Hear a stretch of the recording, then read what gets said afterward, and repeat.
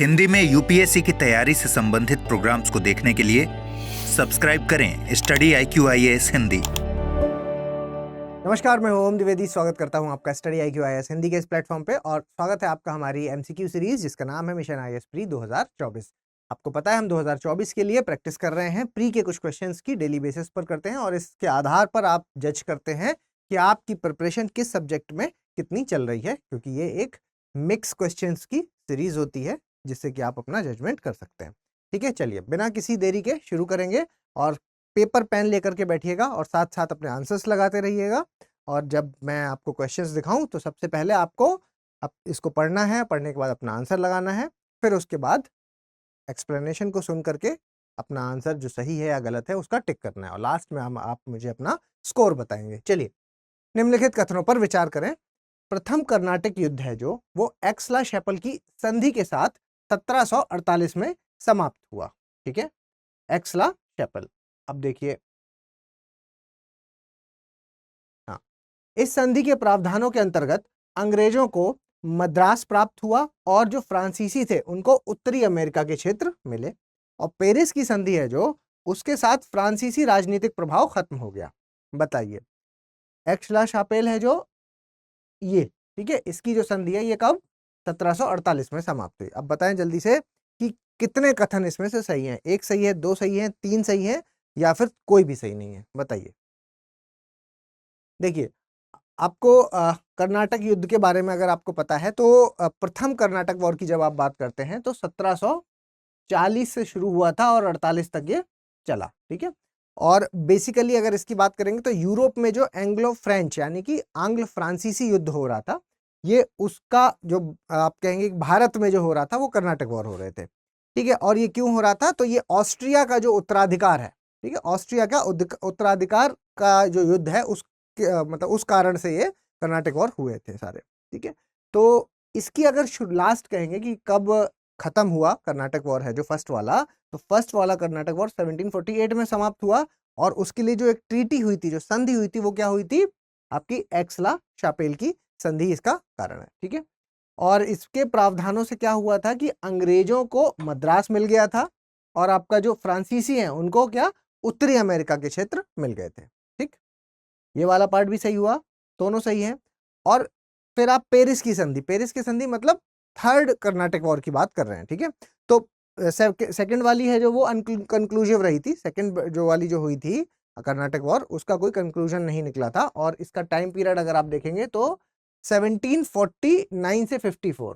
ठीक है, 1749 से 54 ये सेकंड वाली का टाइम पीरियड है। ठीक है, थर्ड के बारे में अगर आप कहेंगे तो वो 1758 से 63, 1758 से 63 ये टाइम पीरियड थर्ड वाली का है और 63 में ही आपकी ये पेरिस की संधि हुई है।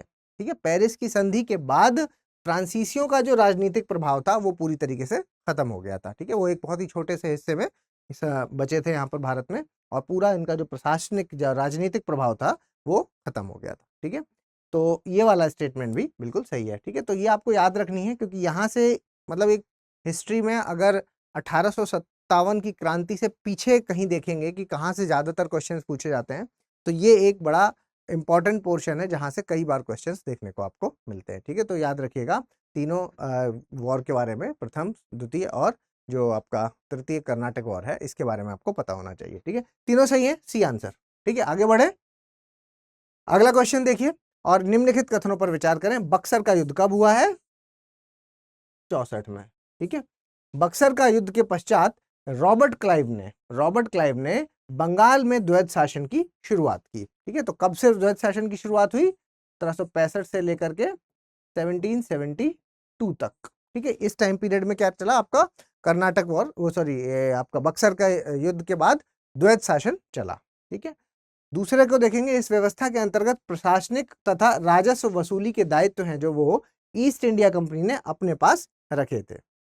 ईस्ट इंडिया कंपनी ने दायित्व हैं जो वो अपने पास रख लिए थे। तो देखिए, जो दूसरा स्टेटमेंट है वो स्टेटमेंट यहां पर कैसा है? गलत हो जाएगा। क्यों? क्योंकि यहां पर ये कहा जा रहा है कि इस व्यवस्था के अंतर्गत प्रशासनिक और राजस्व वसूली। तो देखिए, प्रशासनिक तक तो ठीक है, प्रशासनिक क्या है? ये अपने पास न रख करके ये उन्होंने किसको दिया था? ये नवाबों को दिया था। ठीक है, नवाबों को।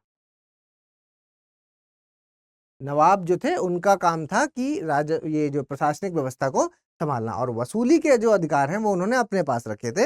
हालांकि ये बात भी एक फैक्ट है कि राजस्व वसूली भी वो प्रत्यक्ष रूप से नहीं कर रहे थे, ठीक है, डायरेक्ट नहीं कर रहे थे। उसके लिए भी उन्होंने 2 लोगों को अपॉइंट किया था, और जो 2 लोग थे वो कौन थे? एक मोहम्मद रजा खां और दूसरे सिताब राय, ठीक है। मोहम्मद रजा खां और सिताब राय को उन्होंने अपॉइंट किया था, किस चीज के लिए? राजस्व वसूली के लिए। तो मतलब प्रशासनिक वाला जो पार्ट है वो नवाबों को दे दिया कि आपको ये संभालना है, और राजस्व वसूली कर तो खुद रहे थे लेकिन अप्रत्यक्ष रूप से कर रहे थे, ठीक है। तो यहाँ पर जो है दूसरा वाला गलत हो जाएगा, पहला वाला है जो वो सही हो जाएगा। आंसर क्या हो जाएगा? आंसर हो जाएगा इसका ए, ठीक है, ए आंसर इसका हो जाएगा। आगे बढ़े, निम्नलिखित देसी राज्यों पर विचार करें। सिक्किम, उदयपुर, नागपुर। सिक्किम, उदयपुर और नागपुर, ठीक है, देसी राज्य हैं। उपर्युक्त में से कितने राज्य हैं जो कि डलहौजी के व्यपगत सिद्धांत मतलब डॉक्ट्रिन ऑफ लैप्स जो है उसके तहत इनका विलय हुआ था? बताइए, केवल 1, 2, तीनों या फिर कोई भी नहीं? बताइए। सिक्किम, उदयपुर और नागपुर। तो देखिए इसमें सिक्किम है जो ये युद्ध से जीता गया था, ठीक है, ना कि आपका जो डलहौजी का व्यपगत सिद्धांत मतलब डॉक्ट्रिन ऑफ लैप्स के तहत नहीं हुआ था। लेकिन ये जो उदयपुर और नागपुर हैं ये आपके व्यपगत सिद्धांत के तहत आए थे, डॉक्ट्रिन ऑफ लैप्स के तहत शामिल किए गए थे, ठीक है। क्या था डॉक्ट्रिन ऑफ लैप्स में? इसके तहत अगर जो संतान है ना, आपका जो संतान है वो अपना ना होकर के अगर कोई गोद लिया बच्चा होता था तो जो अधिकार होते थे गद्दी के वो ट्रांसफर नहीं होते थे, वो किसके पास चले जाते थे? वो अंग्रेजों के पास चले जाते थे, ठीक है। तो इस पर ही आप कह सकते हैं कि ये एक बहुत बड़ा कारण था किस चीज का? 1857 की क्रांति का। खैर चलिए, और अगर मैं आपको ये बताऊं कि कौन से देसी राज्य थे, कौन से देसी राज्य थे, तो आपको पता होना चाहिए सतारा हो गया, जैतपुर हो गया, संभलपुर हो गया, ये फेमस वाले हैं, ठीक है। सतारा, जैतपुर, संभलपुर ये फेमस है। उदयपुर, नागपुर ये सब कौन से हैं? व्यक्तिगत सिद्धांत के तहत शामिल हुए थे, ठीक है। तो 2 सही है, 1 गलत है, तो बी आंसर इसका हो जाएगा, ठीक। अगला देखिए, 1857 के विद्रोह से संबंधित कथनों पर विचार करें। इस विद्रोह ने लॉर्ड डलहौजी को व्यपगत सिद्धांत लागू करने के लिए प्रेरित किया, और यह दक्षिण और मध्य भारत से शुरू हुआ और पूरे भारत में फैल गया।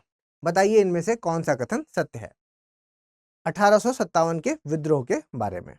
देखिए, पहला स्टेटमेंट अगर आप देखेंगे तो इस विद्रोह ने लॉर्ड डलहौजी को व्यपगत सिद्धांत लागू करने के लिए प्रेरित किया, तो ये स्टेटमेंट गलत हो जाएगा, क्योंकि अभी अभी मैंने जस्ट आपको बताया कि ये जो आपका डॉक्ट्रिन ऑफ लैप्स है ये एक 1857 का कारण है, उसका बाद में नहीं है, उसको प्रेरित नहीं किया है, उसका प्रभाव नहीं है वो, ठीक है, ये उसका एक कारण है। तो ये वाला तो गलत हो रहा है, जबकि यहाँ पर क्या कह रहे हैं? लागू करने को प्रेरित किया, ठीक है।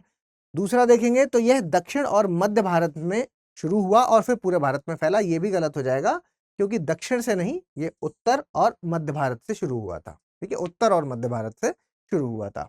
तो दोनों ही गलत हैं, डी आंसर इसका हो जाएगा, ठीक है। ये कुछ क्वेश्चंस थे जो कि हिस्ट्री से थे। अब मुझे लग रहा है कि मैं आपको अगर ये बता दूं कि कल जो मैं आपको हिस्ट्री से क्वेश्चन देने वाला हूं वो 1857 के आगे का पोर्शन होगा, ठीक है। सारे मैं कल मॉडर्न से ही दूंगा, और मॉडर्न से आपको 1857 के आगे के जो क्वेश्चन है वो मतलब पोर्शन है जो वहां से ही क्वेश्चन मिलेंगे, तो इसलिए वो पोर्शन आप हिस्ट्री में पढ़ के आइएगा, ठीक है, ताकि आप अच्छे से इसको अटेम्प्ट कर पाए, ठीक है। चलिए, और आगे बढ़ने से पहले मैं आपको इंपॉर्टेंट इन्फॉर्मेशन दे देता हूं हमारे P2I बैच के बारे में, जो कि ये मॉर्निंग बैच है और 23 अक्टूबर से शुरू हो रहा है। कहां से? 23 अक्टूबर, याद रखनी होगी डेट आपको।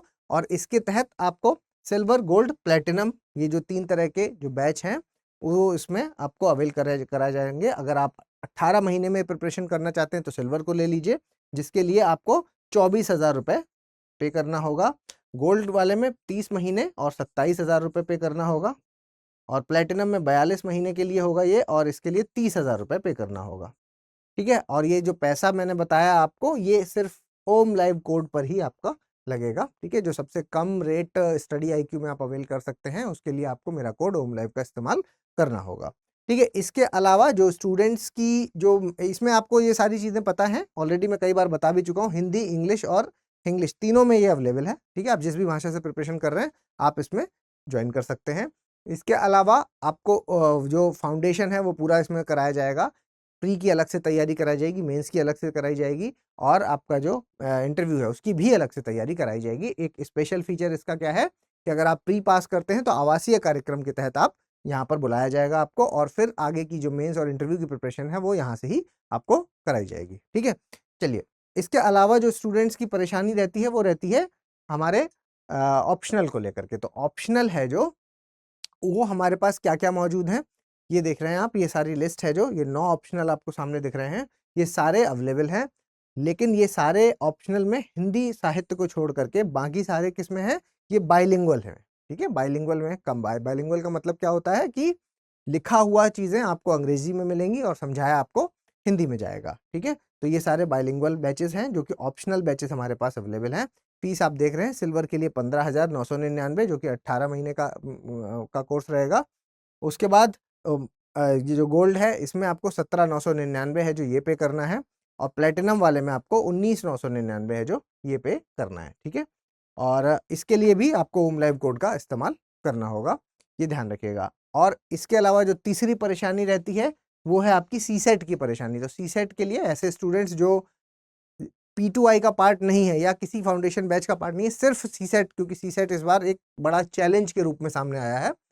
तो और पिछले कई सालों से आप कह सकते हैं कि 3-4 सालों से हाँ वो अपने आप में एक चैलेंज बना हुआ है। तो अगर आप सिर्फ सीसेट का बैच लेना चाहते हैं तो 4,999 में 100 दिन के लिए ये बैच, लाइव बैच आपको मिलेगा, और ओम लाइव कोड का इस्तेमाल करेंगे तो 4,999 में आपको मिल जाएगा। वैसे प्राइस इसका क्या है, 14,999। ठीक है, ये 3:30 बजे डेली इसमें लाइव क्लास हुआ करेगी, और 20 अक्टूबर इसकी लास्ट डेट है, इसलिए लास्ट डेट याद रखिएगा, 20 अक्टूबर इसकी लास्ट डेट है किसकी, सीसेट वाले बैच की। ठीक है, चलिए आगे बढ़े और अगला क्वेश्चन देखिए।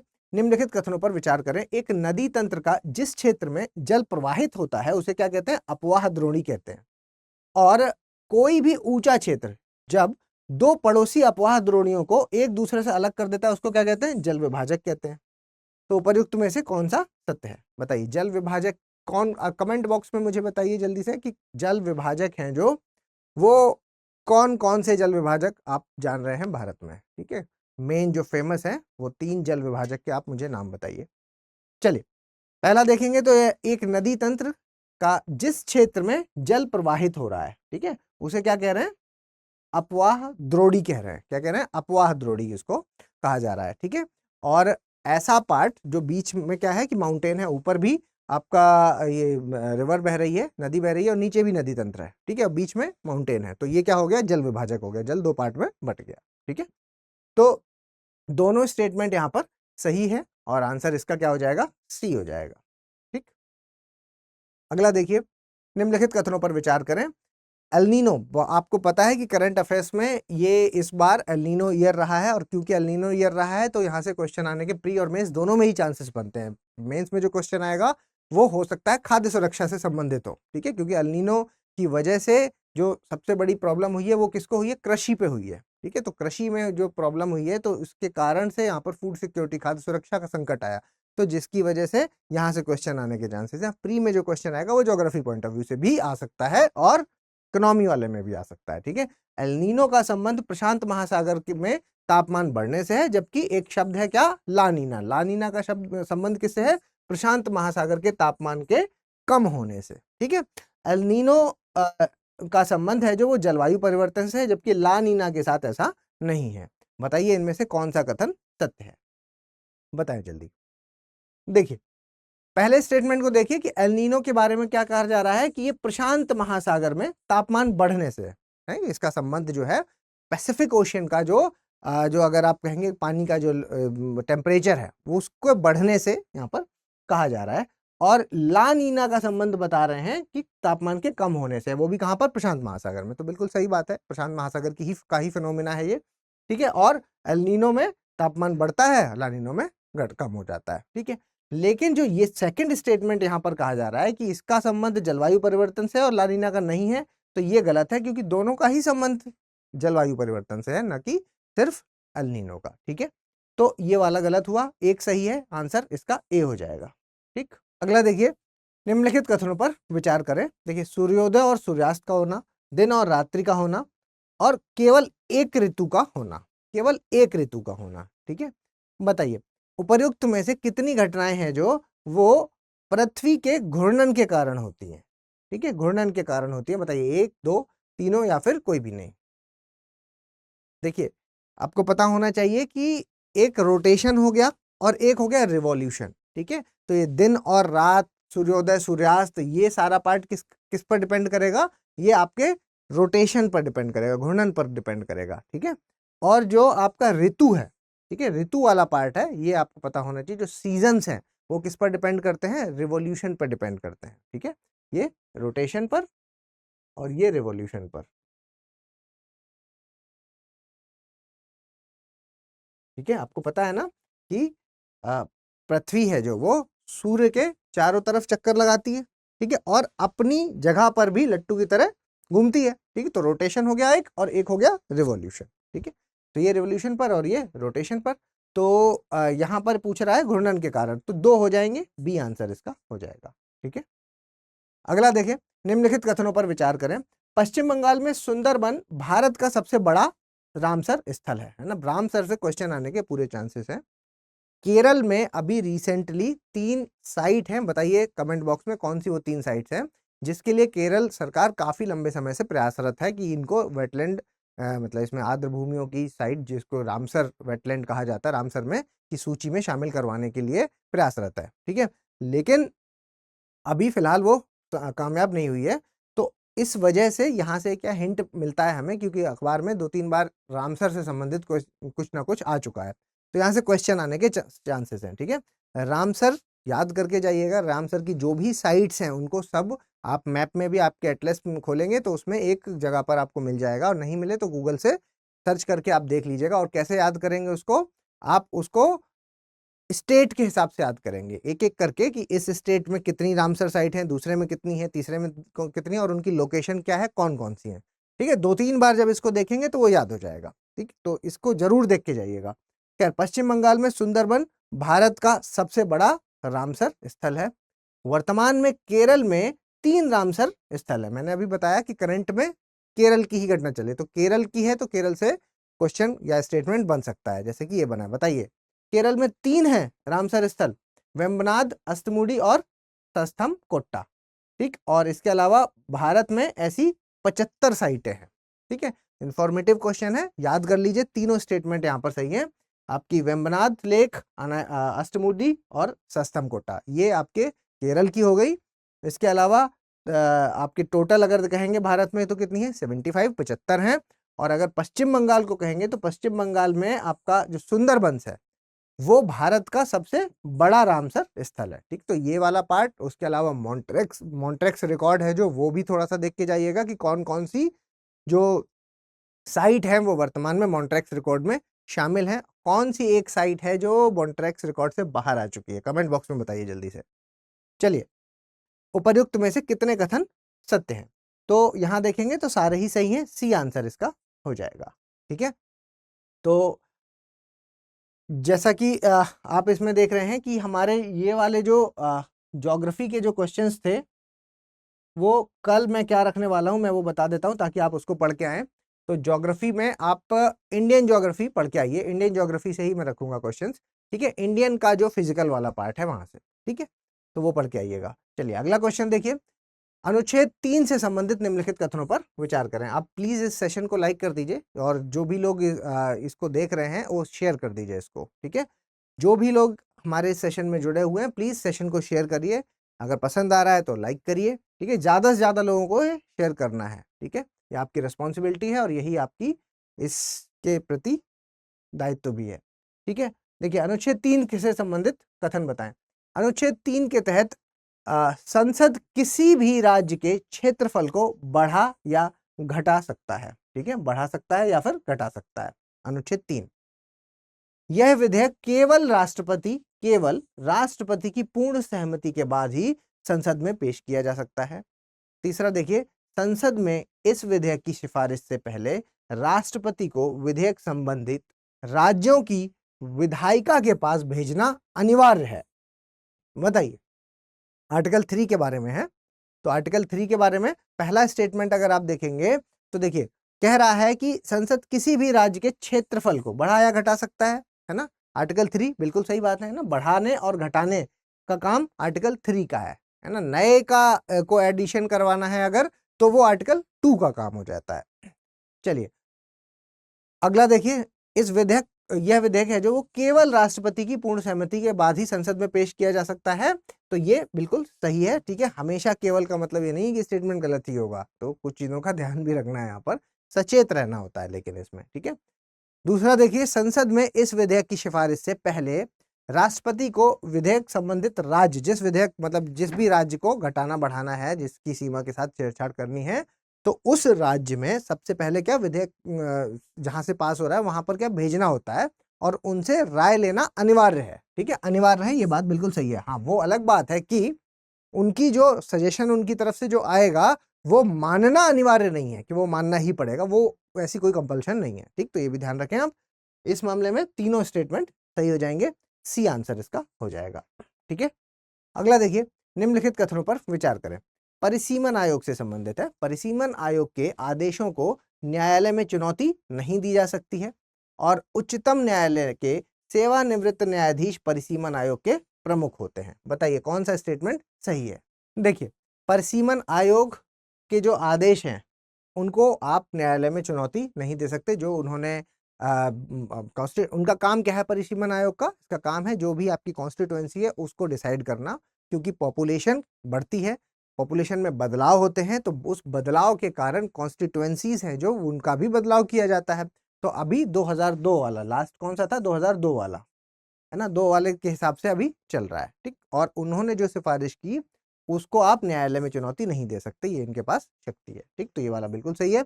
दूसरा देखेंगे तो उच्चतम न्यायालय के सेवानिवृत्त न्यायाधीश हैं जो, ठीक है, ये इसके प्रमुख होते हैं, लेकिन इसके सदस्य कौन होते हैं? तो प्रमुख है, ये बात सही है। और सदस्य को आप देखेंगे तो इलेक्शन कमिश्नर कमीशन है जो वो, और स्टेट इलेक्शन कमीशन है जो वो, इसके जो सदस्य हैं वो इसके सदस्य होते हैं। ठीक है, तो दोनों स्टेटमेंट सही है, सी आंसर इसका हो जाएगा। ठीक है, अगला देखिए, राज्यपाल से संबंधित कथनों पर विचार करें। राज्यपाल के पास उनके कार्यकाल की कोई सुरक्षा नहीं होती है। मंत्रिपरिषद राज्य की विधानसभा के प्रति सामूहिक रूप से उत्तरदायी होते हैं और किसी विशेषाधिकार को आरक्षित करने के लिए राज्यपाल अपने संवैधानिक विशेषाधिकार का प्रयोग कर सकते हैं। उपर्युक्त में से कितने कथन सत्य है? एक सही है, दो सही है, तीनों सही है, या फिर कोई भी सही नहीं है? जल्दी बताइए, देखिए जल्दी और बताइए। देखिए, पहला स्टेटमेंट है जो राज्यपाल के पास उनके कार्यकाल की कोई सुरक्षा नहीं होती, ये बिल्कुल सही बात है ना। राज्यपाल का कभी भी तबादला कर दिया जाता है, राष्ट्रपति जब चाहे तब राज्यपाल का तबादला कर सकते हैं, उनका कोई टाइम पीरियड फिक्स नहीं है। ठीक है, वो 5 साल पूरे भी रह सकते हैं, अच्छा वो दोबारा भी अपॉइंट किए जा सकते हैं ना, सेम स्टेट पे वो दोबारा अगर राष्ट्रपति चाहे तो अपॉइंट किया जा सकता है। तो ये वाला स्टेटमेंट सही है। मंत्रिपरिषद राज्य की विधानसभा के प्रति सामूहिक रूप से उत्तरदायी होते हैं, ये बात भी सही है। और ये किस आर्टिकल में लिखा है जल्दी बताइए, किस में लिखा है? 164 पे है ना, 164 में। इसके बाद तीसरा देखेंगे, किसी विशेषाधिकार को आरक्षित करने के लिए किसी विवेकाधिकार को आरक्षित करने के लिए राज्यपाल अपने संवैधानिक विवेकाधिकार का प्रयोग कर सकते हैं। सॉरी, यहां पर थोड़ा गलत लिखा हुआ है, यहां पर किसी विधेयक होना चाहिए। ठीक है, विधेयक, किसी विधेयक को आरक्षित करने के लिए राज्यपाल अपने संवैधानिक विशेषाधिकार को, या आप कह सकते हैं विवेकाधिकार, मतलब जो उनकी डिस्क्रिशनरी पावर है उसका प्रयोग कर सकते हैं। ठीक है, डिस्क्रिशनरी पावर है जो, उसका प्रयोग कर सकते हैं। अब बताइए ये स्टेटमेंट सही है कि गलत है? तो ये स्टेटमेंट बिल्कुल सही है। ये जो रिजर्व करने वाली पावर है राज्यपाल की, कि कोई भी जो विधेयक होता है, जो बिल आया है, उसको बिल को अगर वो उनके पास ऑप्शंस होते हैं कि या तो उसे पास कर दें, या उसे कैंसिल कर दें, या उसको विदहोल्ड कर लें, और या उसको आरक्षित कर दें कि राष्ट्रपति से इसकी सलाह लेने के लिए, चर्चा करने के लिए। तो ये उनका क्या है? ये उनका विवेकाधिकार है, डिस्क्रिशनरी पावर के अंतर्गत आता है। ठीक है, तो ये वाला पार्ट भी सही हो जाएगा, तीनों ही यहां पर सही है, आंसर हो जाएगा सी। अगला देखिए, सैरोगेसी से संबंधित विचार है, सैरोगेसी से संबंधित है ना। सैरोगेसी के लिए अभी रिसेंटली आपने देखा होगा कि वहां पर एक इशू उठा हुआ है, दिल्ली हाईकोर्ट में गया है मैटर, और यहाँ पर जो इशू उठा है वो ये उठा है कि जो महिला होती है, ठीक है, जो सैरोगेसी कर रही है, उसके लिए एक नियम है कि वो या तो कानूनी रूप में विवाहित महिला हो, है ना, रजिस्टर्ड मैरिज हो जिसकी, या वो विधवा हो और या वो तलाकशुदा हो, वो ही कर सकती है। मतलब अनमैरिड वुमेन, कोई भी जिसकी शादी नहीं हुई है, वो अगर सरोगेसी करना चाहे तो वो अलाउड नहीं है। तो यहाँ पर ये कहा जाता है कि ये एक तरह का भेदभाव है, तो इसके लिए पिटीशन गई हुई है, दिल्ली हाईकोर्ट में गया हुआ है मामला, ठीक है। तो जिसकी वजह से चर्चा में भी, तो सरोगेसी से क्वेश्चन आ सकता है। देखिए वहां पर क्या है, इच्छुक महिला, इच्छुक महिला की परिभाषा के बारे में भी डिस्कस हुआ। इच्छुक महिला की परिभाषा के संबंध में उन एकल महिलाओं को शामिल नहीं किया गया है जो अविवाहित हैं। दूसरा देखिए, कानून केवल परोपकारी सरोगेसी की अनुमति देता है जहां कोई पैसे का आदान प्रदान नहीं होता है। संविधान का जो आर्टिकल 21 है उसके तहत महिलाओं के प्रजनन के मौलिक अधिकारों को सीधे प्रभावित करता है ये, ठीक है। देखिए अब बताइए इसमें से कितने स्टेटमेंट सही है। जैसा कि पहला मैंने आपको बता ही दिया कि यहाँ पर इच्छुक महिलाओं की जो डेफिनेशन दी है वो अपने आप में इस पे जो प्ली गया है वहां पर वो यही गया है कि ये भेदभावपूर्ण है, गलत है, क्योंकि ये क्या कह रही है कि जो सिंगल मदर है, ठीक है, सिंगल वुमेन है जो जो शादी नहीं हुई है जिनकी, वो अगर सरोगेसी करना चाह रही हैं तो अलाउड नहीं है, ऐसा इच्छुक महिला की परिभाषा में वहां पर लिखा हुआ, ठीक। तो ये बात बिल्कुल सही है, अविवाहित को ये अलाउड नहीं किया गया है। दूसरा, कानून केवल परोपकारी सरोगेसी, है ना, दो तरह की सरोगेसी होती है। एक आपका ऐसा होता है कि जिसमें आप परोपकार कर रहे हो, है ना, क्योंकि ये किसके लिए की जाती है, उन दंपतियों के लिए किया जाता है जिनके बच्चे नहीं है, और क्योंकि उनके बच्चे नहीं है तो इसलिए एक तरह से आप परोपकार वाली चीज कर सकते हो। और दूसरा ये है कि आप पैसे लेकर के भी ये काम कर सकते हो। भारत को अगर आप देखेंगे तो भारत में ये पैसे लेने वाला, पैसे लेकर के सरोगेसी कराना एक बहुत ईजी टारगेट है। और भारत विश्व में अगर आप देखेंगे तो सरोगेसी के मामले में जो कि पैसे लेकर के सरोगेसी होते थे उसमें बहुत तेजी से आगे बढ़ भी रहा है। हालांकि कोर्ट ने इसको गैरकानूनी घोषित कर दिया है कि भारत में सिर्फ और सिर्फ सरोगेसी है जो वो परोपकारी सरोगेसी ही हो सकती है, वाणिज्यिक यानी कि कमर्शियल तरीके से नहीं हो सकता, वहां पे आप पैसा नहीं ले सकते, ठीक है। तो ध्यान दीजिएगा, दूसरा स्टेटमेंट है जो वो परोपकारी सरोगेसी की अनुमति देता है, बिल्कुल सही बात है। और आर्टिकल 21, ठीक है, जो आर्टिकल 21 है ये क्या कहता है कि ये हमारा जो राइट टू लाइफ है, ठीक है, तो उसके तहत आपका महिलाओं का भी एक अपना ये प्रजनन उनका एक मौलिक अधिकार है, जो कि ये उसके लिए उसके हिसाब से ये भेदभावपूर्ण है। तो ये वाला स्टेटमेंट भी सही है, ठीक, सी आंसर इसका हो जाएगा, ठीक है। अगला देखें, निम्नलिखित कथनों पर विचार करें। भारतीय रिजर्व बैंक ने अब WPI को मुद्रास्फीति के प्रमुख उपाय के रूप में अपनाया है और प्रमुख नीति दरों में बदलाव पर निर्णय लिया है। दूसरा देखें, WPI मुद्रास्फीति, WPI समझ रहे हैं ना, होलसेल प्राइस इंडेक्स, ठीक है। WPI मुद्रास्फीति वह दर है जिस पर उपभोक्ताओं द्वारा व्यक्तिगत उपयोग के लिए खरीदी जाने वाली वस्तुओं और सेवाओं की कीमतें समय के साथ बढ़ती हैं। बताइए उपर्युक्त में से कौन सा कथन सत्य है, केवल एक, केवल दो, दोनों, या फिर कोई भी नहीं। बताइए। देखिए दोनों ही स्टेटमेंट गलत है, क्योंकि बहुत ही सिंपल क्वेश्चन है ये तो, है ना। दोनों ही स्टेटमेंट गलत है। क्यों गलत है? क्योंकि दोनों ही किसके बारे में, CPI के बारे में, ठीक है। देखिए दूसरा स्टेटमेंट अगर आप पहले पढ़ेंगे तो आपको क्लियर हो जाएगा कि CPI मुद्रास्फीति के बारे में कह रहा है कि ये वह दर होता है, ये वो रेट होता है जिस पर क्या होता है कि जो कंज्यूमर्स है, उपभोक्ता है, ठीक है, उनके द्वारा व्यक्तिगत उपयोग के लिए खरीदी जाने वाली वस्तुओं और सेवाओं को, सर्विसेज और जो गुड्स हैं उनकी कीमतें हैं जो वो समय के साथ बढ़ती जाती हैं, ठीक है। कंज्यूमर जिसको आप पैसा दे रहे हो उसको आप जो भी इन्फ्लेशन है वो भी इसमें इंक्लूड है, ठीक है। तो पैसा आप जो दे रहे हो वो वाला जब काउंट किया जाता है तो वो कंज्यूमर वाला होता है, ठीक है, कंज्यूमर प्राइस इंडेक्स। क्यों? कि आपने आज की डेट में जो भी पैसा आपने उसको पे किया वो उसमें काउंट होता है, तो यानी कि CPI हो गया ये। दूसरा भी आप देखेंगे तो किसको, कौन सी मुद्रास्फीति को, CPI मुद्रास्फीति को प्रमुख उपाय के रूप में माना है, जिसके हिसाब से वो क्या करते हैं कि प्रमुख नीतियों में बदलाव करते हैं, क्योंकि वही है जो आपको ये बता पाता है कि इन्फ्लेशन कितना बढ़ रहा है रेट के साथ, ठीक है। तो यहां पर दोनों ही गलत हो जाएंगे, डी आंसर इसका हो जाएगा। अगला देखिए, निम्नलिखित कथनों पर विचार करें। LFPR कामकाजी उम्र की आबादी 15 वर्ष और उससे अधिक आयु, है ना, का प्रतिशत है जो या तो कार्यरत है और या बेरोजगार है, लेकिन इच्छुक है और रोजगार की तलाश पे है, ठीक है। किसके बारे में बात हो रही है? लेबर फोर्स के बारे में। लेबर फोर्स के लिए यहां पर बताया जा रहा है लेबर फोर्स पार्टिसिपेशन रेट है, जो वो क्या होता है कि वो एक कामकाजी उम्र की आबादी, मतलब ऐसे लोग जो लेबर फोर्स में काउंट कौन होगा? लेबर फोर्स में वो काउंट होगा कि आप अनएम्प्लॉयड हो, वहां तक तो ठीक है, लेकिन अनएम्प्लॉयड आप तब कहलाओगे जब आप इच्छुक भी हो काम करने के, ठीक है। तो वही चीज यहाँ बताया जा रहा है कि ये वो परसेंटेज होता है जो या तो कार्यरत है ना, या बेरोजगार है लेकिन इच्छुक है। बेरोजगार है लेकिन इच्छुक है, या तो कार्यरत हो गया तो लेबर फोर्स में फिर तो आ ही गया। अगर वो कार्यरत नहीं है, बेरोजगार है, तो इच्छुक होना उसके लिए बहुत इंपॉर्टेंट है, और या तो फिर वो रोजगार की तलाश में है, ठीक है। इच्छा भी होनी चाहिए और ढूंढ भी रहा हो, ऐसा नहीं है कि सिर्फ इच्छा है लेकिन रोजगार देखने नहीं जा रहा, रोजगार चल के थोड़ी आएगा, ठीक है। तो ये स्टेटमेंट सही हो गया। दूसरा देखिए, WPR को जनसंख्या में नियोजित व्यक्तियों के प्रतिशत के रूप में परिभाषित किया गया है। वर्कर पॉपुलेशन रेशियो, ठीक है, वर्कर पॉपुलेशन रेशियो है जो WPR है, जो उसको जनसंख्या में नियोजित व्यक्तियों के प्रतिशत के रूप में परिभाषित किया गया है। बिल्कुल सही बात है। और तीसरा बताइए कि यह सांख्यिकी और कार्यक्रम कार्यान्वयन मंत्रालय यानी कि मॉस्पी है जो, उसके तहत NSO के द्वारा आयोजित सर्वेक्षण है। इसका सर्वेक्षण कौन करता है कि कितना लेबर फोर्स है? NSO करता है, ठीक है। और NSO किसके अंडर में है? मॉस्पी के अंडर में, ठीक है। तो तीनों स्टेटमेंट यहाँ पर सही हो जाएंगे। आंसर क्या हो जाएगा? C हो जाएगा।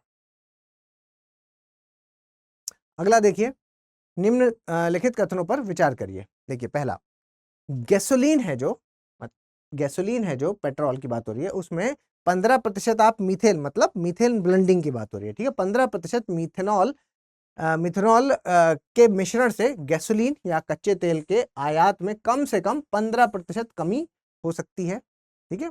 यहाँ पर बताइए स्टेटमेंट सही है कि गलत है? देखिए, पहला में कह रहा है कि गैसोलीन में 15% मीथेन, मतलब मीथेन ब्लेंडिंग क्या होता है कि अगर जो आपका पेट्रोल है उसमें अगर मीथेन मिला दिया जाएगा 15%, तो उसकी जो कार्बन एमिशन है, जो वो कार्बन उत्सर्जन कर रहा है, तो वो कम करेगा।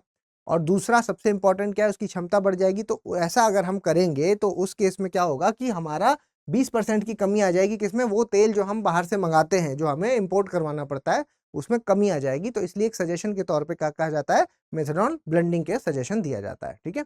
दूसरा देखिए, गैसोलीन और डीजल, पेट्रोल डीजल के बारे में, ये जैसे पारंपरिक ईंधन की तुलना में जो मिथेनॉल मिश्रण है उसमें पार्टिकुलेट मैटर, NOx, SOx मतलब नाइट्रस ऑक्साइड, आपका सल्फर ऑक्साइड के मामले में ग्रीन हाउस गैस उत्सर्जन में 20% की कमी आएगी, जिससे शहरी वायु गुणवत्ता में सुधार होगा, ठीक है। तो इसका रीजन ही यही है कि अगर आप इसमें मिथेनॉल ब्लेंडिंग को जो सजेस्ट किया जाता है वो क्या? कार्बन उत्सर्जन ही उसका एक रीजन है, ठीक है। तो ये स्टेटमेंट भी सही है, दोनों स्टेटमेंट सही है। C आंसर इसका हो जाएगा, ठीक है। अगर ये सेशन पसंद आए तो प्लीज इसको लाइक कीजिए और ज्यादा से ज्यादा लोगों के साथ शेयर कीजिए ताकि इसका सभी लोग यूज कर पाए, ठीक है।